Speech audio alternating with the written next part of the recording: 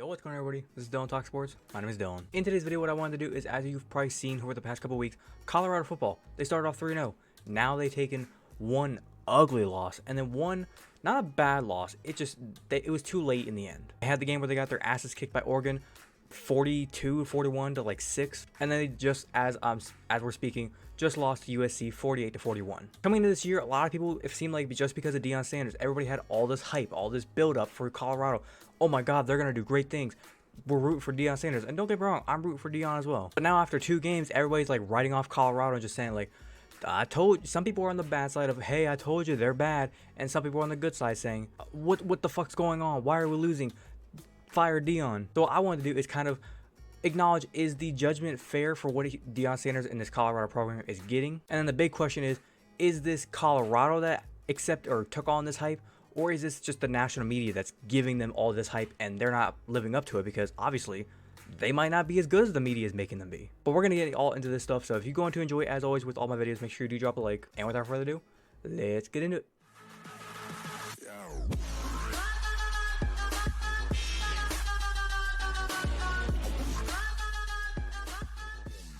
So let's kind of start off with recapping the USC game. If you were going to look at the score, you've been like, holy shit, this was a good ass game. It probably was a shootout.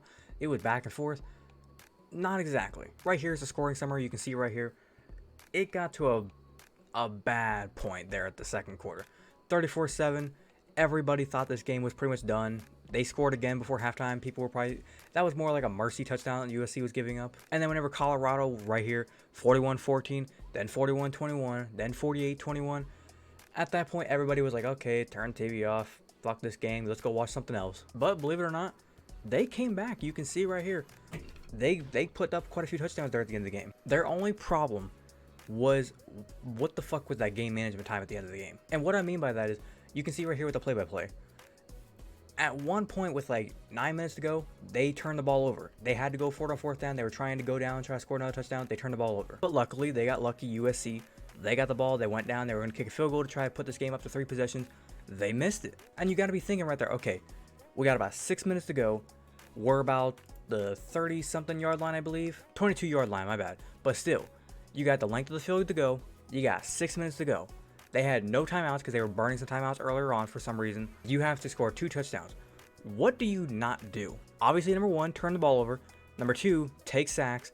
And number 3, in that moment, you can't run the ball. The only reason you're running the ball is if it's like a 10-15 yard run. And you can read it yourself right here. With that 10-play drive, they ran the ball 5 of them. Half the time they were running the ball, and it's like 2-yard loss. Here they got the 8 yards, but then it's 3 yards, no gain, 4 yards. What the fuck are you doing? It's kind of not accurate here on ESPN with the time, but it got to the point where there was like 3 minutes to go, and they were like still trying to run the ball. It's like, you have no timeouts. In order for you to have a chance, you need to score this touchdown with at least like 3 minutes to go, because then if you had to kick the ball off, even with the no timeouts and they were to take 3 knees, you still could get the ball back with like maybe a minute left. Now, obviously, USC is going to be trying to get a first down, but it's still, the possibility was there. They just were dicking around there at the end, and they fucked themselves over. Now, looking at the box score, overall, Colorado played a good game. USC did as well. Caleb Williams had a Heisman moment, 6 touchdowns. He had the 1 interception. It was his very first interception of the entire season. That kind of flipped the whole narrative of the game, that USC was going to get ready to put this game away.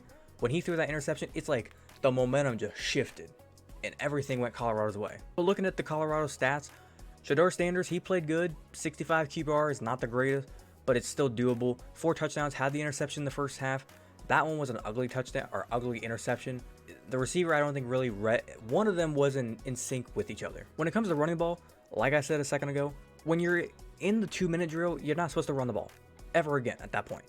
But overall, they ran the ball pretty well, and that was a big strong point that they were going to be coming in this game trying to work on after that Oregon game where they did not run the ball. They ran the ball well, 74 yards, 50 yards, 44 yards. They got some good running out of their running backs. When it comes to the receivers, they did a good job. This boy right here, Amarian Miller, they said he's a true freshman. He just came out of nowhere in this game and just started catching everything. He showed out. And when it comes to the defense, I don't really need to say much because obviously when you let up 48 points, that explains your defense. Now, when it comes to Colorado as a team, are they a great team? they're like teetering on the edge. I know the 2 losses looks bad, but they are like teetering on the edge of maybe they could be a great team. They're a good team. The best way I can try to describe them is they are going to be like the Penn State of the Big Ten, or like the Ole Miss of the SEC. They're that team that they are really damn good. It's just there is the elite, there's the good, there's the bad, and then the garbage can. They're up there in the good. That's where Colorado is. They can be in the good. And there's nothing wrong with that when it comes to Deion Sanders' first year. I think the big problem, and I'll move this, kind of segue this into the next point, was this the national media that kind of put all this hype on the Deion Sanders in Colorado? And I'm going to say yes. I think the national media, they are going to crucify Colorado for this loss. They're going to, I can already picture the questions come the weekdays. Is Deion Sanders overrated? Is Colorado overrated? Was Deion Sanders the right hire as head coach for Colorado? Should Deion Sanders be fired after the season? Some stupid questions like that. And I say, get a grip of yourselves. The big thing that I keep on going back to is you had 1 loss last year. You already got 3, and you're not even halfway through the season. You should be giving him a round of applause already. The fact that you're even in these games against USC shows that you guys are a huge step forward than from where you were last year. Like, I'm telling you right now, if you didn't have Deion Sanders and Shedeur Sanders and all these recruits, TCU would have pummeled you into the ground. Colorado State might have beaten you. USC, you might not have scored 3 points. And I mean that literally. USC has a bad defense, and they might have beaten your asses. Now, I want to take a second to look at their schedule. Like I said, TCU, the first game, they got lucky. Nebraska's a bad team. Everybody's beating Nebraska this year. Colorado State, a small school, not really small school, but a school that everybody's going to pretty much beat up on. You went to double overtime with them. Then you had your big challenge against Oregon.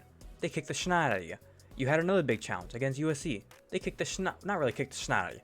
They were kicking the schneid out of you. Then you kind of started coming back at the end, but it was too late ultimately. Now you have a couple of games here where you can try to get your bearings back under you. You got Arizona State next week. Arizona State sucks. You can beat them. Stanford sucks. You can beat them. UCLA, they're like an team. Like the past few years, they've always been like an average team. I think you can beat them as well. The Oregon State game, that one, it's a 50-50 toss. Oregon State just beat Utah, which is currently ranked number 10. They'll probably drop to like 15, 16, 17 after this week. Arizona, you can beat, but then that Washington State and the Utah game, those are 2 that like you could win, you could lose. So worst case scenario, you're 3-2 right now. Let's just say we chalk up the Oregon State, Washington State, and Utah game as losses. 5 losses is your worst case scenario. You lost 11 games last year. 7-5? I'm going to do the math real quick. You're bowl eligible. Now, best case scenario, obviously, is to win out. Will you? I'm telling you right now, that Oregon State, Washington State, and Utah stretch, you're going to take at least another loss in there. Overall, when it comes to their standings of getting to a Pac-12 title, they can kiss that goodbye. You can see right here on the right side of the screen, USC obviously is already 3-0 in the conference. Oregon's 1-0. Washington's 1-0. They don't play Washington, so they can't really overcome that. They play Oregon State, but they're not really in it. And Oregon's already got the win over them, so Colorado, you can kiss it goodbye. Now, ultimately going forward, what was like the big thing that's kind of making them look bad in the media's eye? Number one, and it's very obvious, Deion Sanders. Deion Sanders, he comes into this program. I don't think in his mind, he was thinking right away, yep, we're going to the national title. That's my plan. We're going to the national title. He had the vision that this team could get there. He just wasn't coming in right away saying it. But it seemed like there were so many people in the national media that were, this team has the possibility, so why not? Let's go do it. You got ESPN, Fox, people showing up, College Game Day going to Colorado. You got celebrity people, former NFL stars, Hall of Famers coming to Colorado.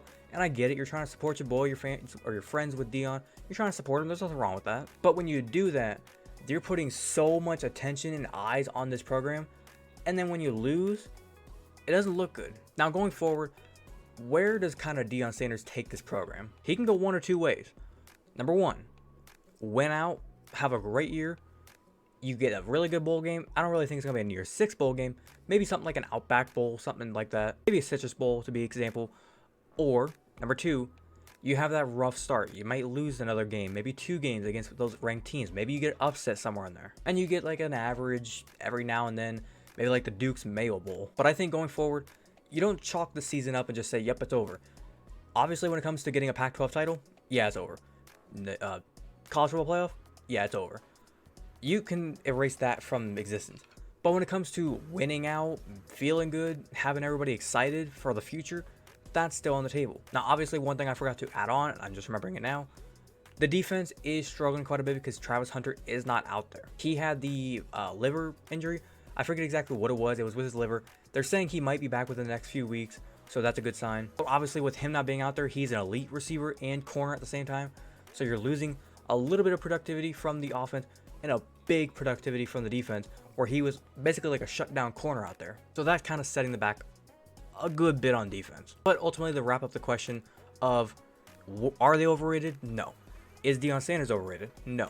Is this team going to be fine in the future? Yes, I think they'll be fine. I think they'll get their bearings under them. I think they'll get at least 8-4. I'm predicting now they'll go 8-4 at the end of the season.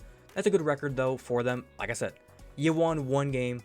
Don't overreact whenever you're losing some games here. But I'm going to stop rambling, and I'm going to wrap it up there. If you wanted to enjoy today's video, make sure you do drop a like. If you have an opinion or want to drop a comment down below, leave your opinion on anything that I said, or maybe I missed something, and you want to leave a comment down below, feel free to do so. If you're brand new to the channel and you're enjoying the content that I am posting here, and you want to go ahead and hit that big red subscribe button, feel free to do so. And don't forget to hit that little notification bell to be notified the second I post. But without further ado, this has been Deion Talk Sports.